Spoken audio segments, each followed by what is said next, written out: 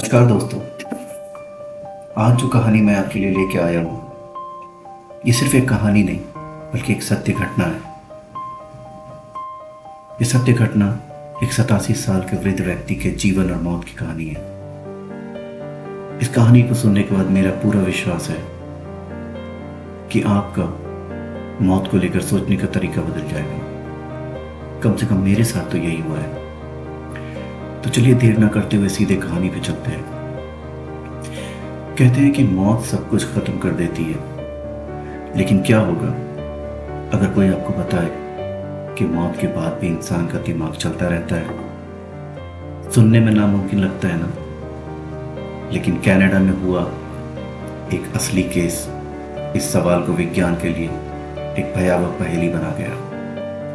ये कहानी है उस मरे हुए इंसान के दिमाग की जो मौत के बाद भी 10 मिनट तक सोचता रहा। पर वो क्या सोच रहा था और क्या उसने सच में मौत को महसूस किया, कोई नहीं जानता। साल 2018 की बात है। कनाडा के एक बड़े मेडिकल सेंटर में 87 साल का एक बुजुर्ग व्यक्ति कई दिनों से वेंटिलेटर पर था। डॉक्टर्स को अच्छी तरह पता था कि अब उनके शरीर के ऑर्गन जवाब दे रहे हैं और इनके बचने की कोई उम्मीद नहीं है। लेकिन उन्होंने ये फैसला किया कि जब उनके शरीर के सारे ऑर्गन के सारे सिग्नल बंद हो जाएंगे तभी हम उन्हें मृत घोषित करेंगे। और वो इसका इंतजार करते रहे। कमरे में बस कुछ डॉक्टर्स थे, एक नर्स और मॉनिटर की धीमी बीप बीप की आवाज। अचानक ईसीजी की लाइन सीधी हो गई, नब्ज रुक गई और समय दर्ज किया गया रात के 9:34। लेकिन कहानी यहीं खत्म नहीं हुई। मौत के कुछ सेकंड बाद जब सारे मॉनिटर्स बंद किए जा रहे थे, ईईजी मशीन जो दिमाग की लहरें रिकॉर्ड करती है अचानक हल्की हलचल दिखाने लगी।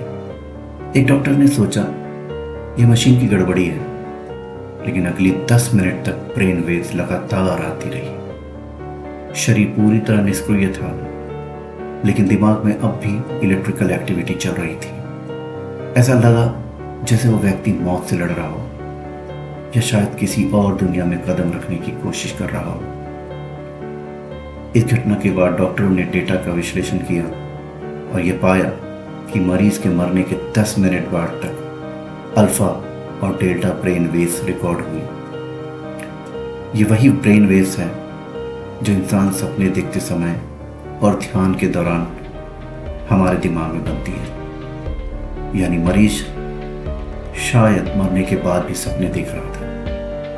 ये सुनकर पूरा मेडिकल समुदाय हिल गया, क्योंकि विज्ञान अब तक कहता आया था heart stop, oxygen ends, brain dies within 20 seconds. लेकिन अब एक मरा हुआ दिमाग जिंदा सोच रहा था। वैज्ञानिकों ने इस घटना को द कॉन्शियसनेस गैप का नाम दिया। उनका मानना है कि जब दिल रुकता है तो शरीर तुरंत नहीं बल्कि कुछ मिनटों में बंद होता है।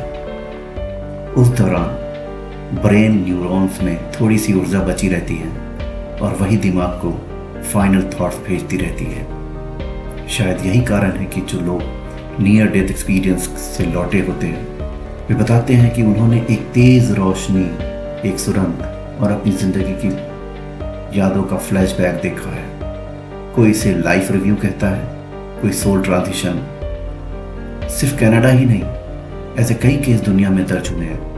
2008 में ब्रिटेन के डॉक्टर सैम पार्निया ने पाया कि कुछ मरीजों ने कार्डियक अरेस्ट के बाद भी चीजें देखने की बात कही, जबकि उनके दिमाग में कोई सिग्नल नहीं दिखाया गया था। एक मरीज ने बताया, मैं ऊपर से देख रहा था कि डॉक्टर मेरी छाती पर सीपीआर कर रहे थे, और जब वह जिंदा लौटा तो उसने वही दृश्य विस्तार से बताया।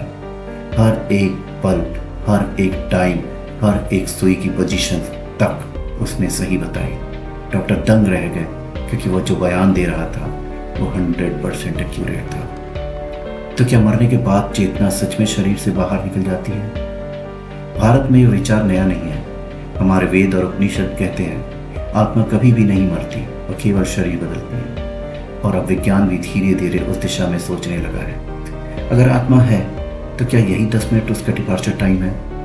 क्या इन 10 मिनटों में वो धीरे धीरे शरीर से निकलकर कहीं और जा रही होती है? शायद यही वजह है कि कुछ संस्कृतियों में मौत के बाद 10 मिनट तक शरीर को छेड़ा नहीं जाता। लोग कहते हैं आत्मा अब भी यहाँ है। इस केस ने हमें सिर्फ एक सवाल नहीं बल्कि जिंदगी की परिभाषा पर ही शक करा दिया है। अगर दिमाग मरने के बाद भी चलता है तो क्या मौत वाकई एंड है या यह किसी नई शुरुआत का पहला दरवाज़ा है? शायद वो 10 मिनट ही वो पल होते हैं जब इंसान खुद से आखिरी बार बात करता है और फिर चुप भी। अगर यह कहानी आपको सोचने पर मजबूर कर गई है तो कमेंट में बताइए आप क्या मानते हैं।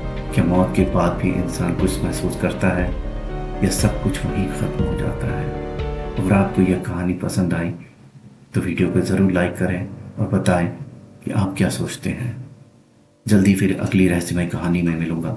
तब तक के लिए धन्यवाद।